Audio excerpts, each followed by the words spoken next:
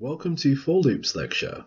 So for loops iterate over elements from a sequence, which include list, tuple, or dictionary, and outputs all the elements from the sequence. So let's just start off with a very basic for loop of for I in range 4, print I. As you can see here, we have 0 to 3. We could change that to say 10, get 0 to 9. We could do, say, the even numbers from 0 to 10. And it doesn't have to strictly be I, but it typically is an I. So we change it to say cake. That's not very intuitive. And with the exact same output.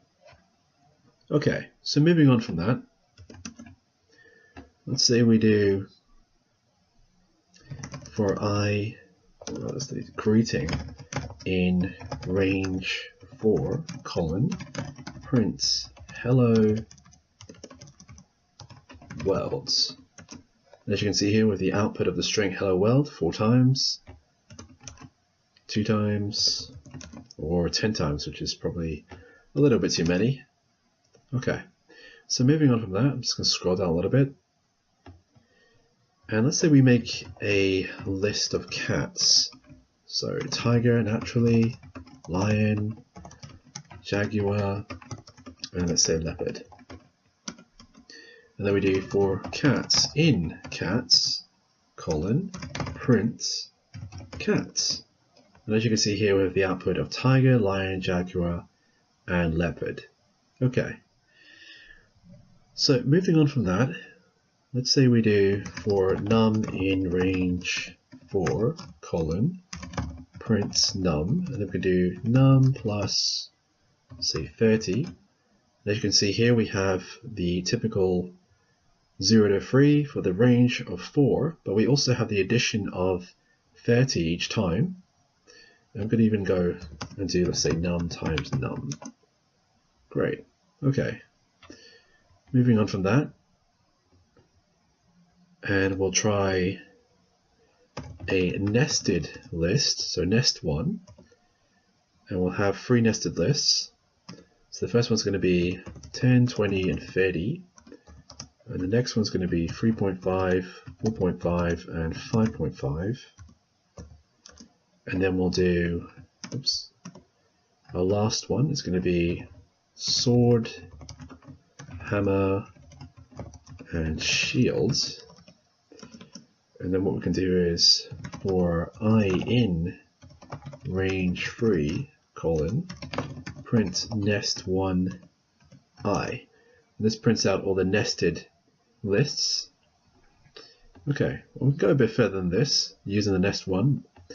So let's say we do for I in range 3, again, res equals nest 1 0 I plus nest 1 1 I. So we're adding all of the elements from these two nested lists. So 10 plus 3.5, 20 plus 4.5, 30 plus 5.5.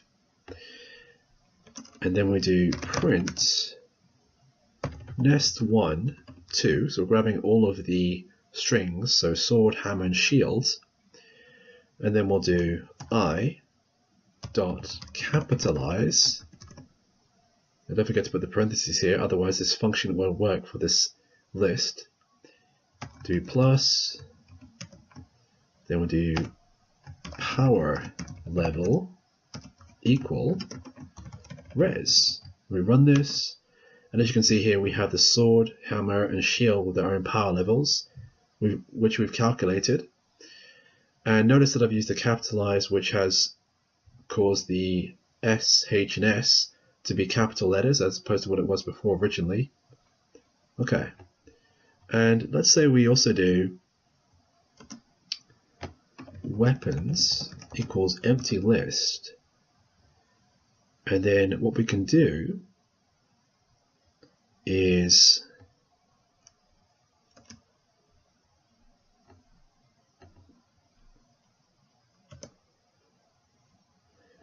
let's say we just simply delete all of this. We'll rewrite this part.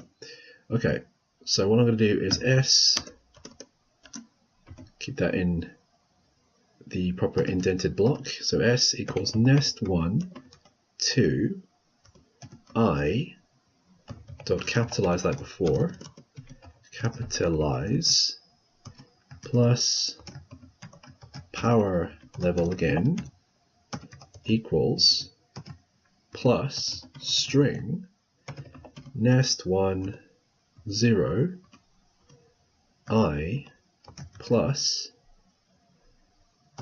nest1 1 I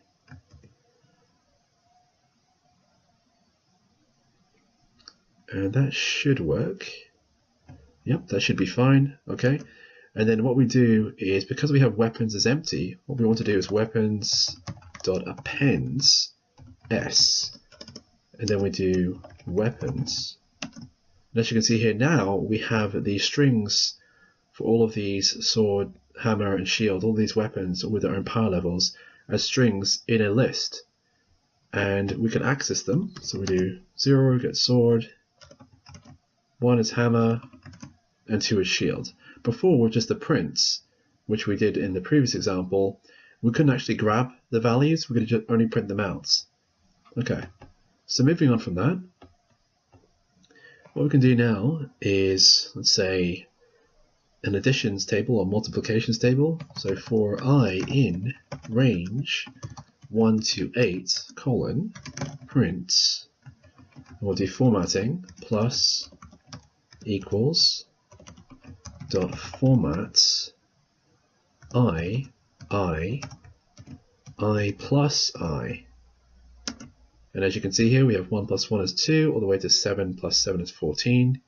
And we can change this to a multiplication, but we have to do the arithmetic here. This is just where it's represented. So we do that. As you can see, we have 1 times 1 is 1, all the way to 7 times 7 is 49. Okay, there's another way of doing this as well. So let's say we do for k in the same range of 1 to 8 colon print, and then we do the percent sign d times percent sign d equals percent sign d, and then we'll do the percent sign, so it's the modulus rather, and then what we can do is k, and then k times k, and this should hopefully work. Great, so it's exactly the same output as what we have above, and we can change these to say f, and then we'll get floats instead, as you can see here. We do the same with this. It's rather long, and we could do the same here with this as well. Okay, so moving on from that, let's say we do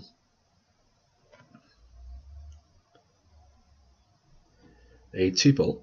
So we'll do tup1 equals 10, 20, and then A and B, and lastly we'll just do 200 and 400.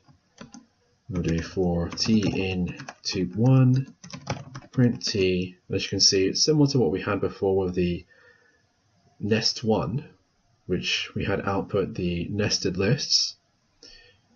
But what we can do is, let's say we do x and y, we'll do x and y. When we run this, we're going to get the output of the individual elements, and this is what's called tuple unpacking. So tuple unpacking, and if we put in, let's say, another fed elements in each of the nested tuples, and we run this, we're getting a value error. It says too many values to unpack, expected 2. So we've written that, or typed rather, we're going to have 2, but there's 3 elements within each of these nested tuples. So what we need to do is put z there and Z here as well. And now you have the output of all of the elements from each of the nested tuples.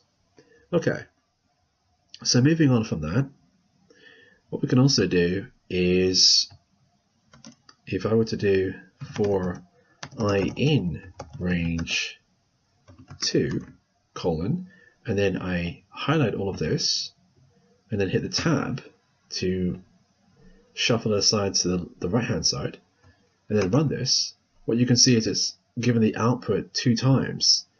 That's because of the range. So we have range, we do range 1, it's the same as what we had before with just one for loop. So this is what's called a nested for loop. And if we change this to 3, we have the output of, let's say, ABC 3 times, as you can see here. Okay, so moving on from that, what we'll do now is dictionaries.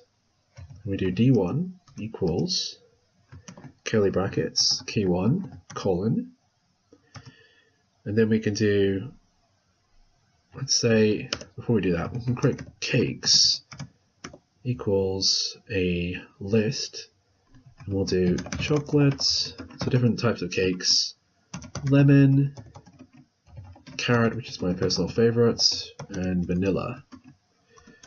And then what we can do is the dictionary, so we'll do D1 equals K1 colon cakes, and then we can do K2 colon, and we'll do 10, 20, 30, 40.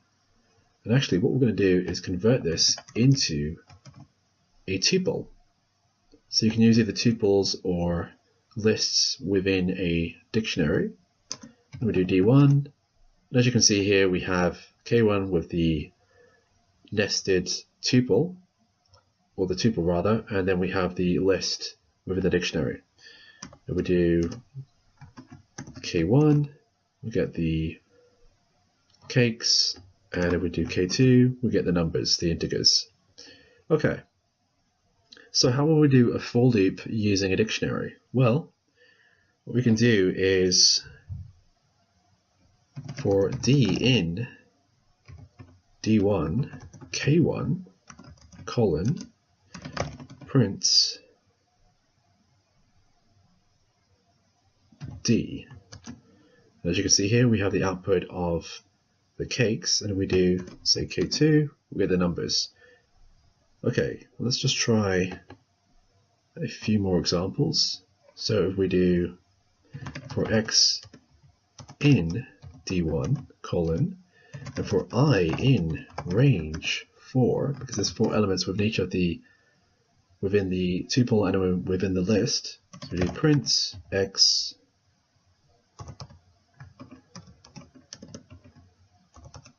D1 X I. And as you can see here, we have the output of all of the elements from both the tuple and the list. And lastly, oops, we just scroll down.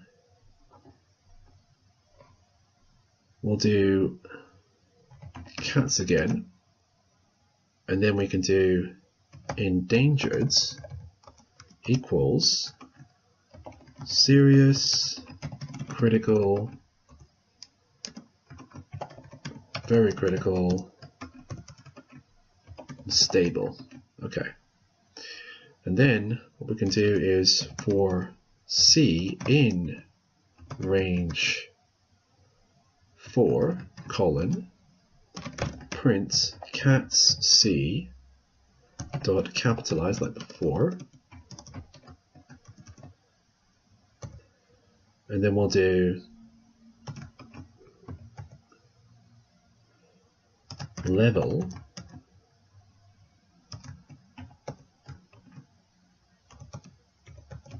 endangered, square brackets, dot upper. Okay, so as you can see here, we have a for loop that's printing out tiger, lion, jaguar, and leopard. And for each of them, because I've used this /n, it indentates the output of the print statements. So you have level equals serious, level equals critical, level is very critical, and level is stable, which kind of makes sense for leopards considering how mysterious and how stealthy they are compared to the other animals here. Okay, great. So that concludes my lecture on for loops with lists, tuples, and dictionaries. I hope that's been insightful, and if you have any questions, feel free to ask in the Q&A. Thanks.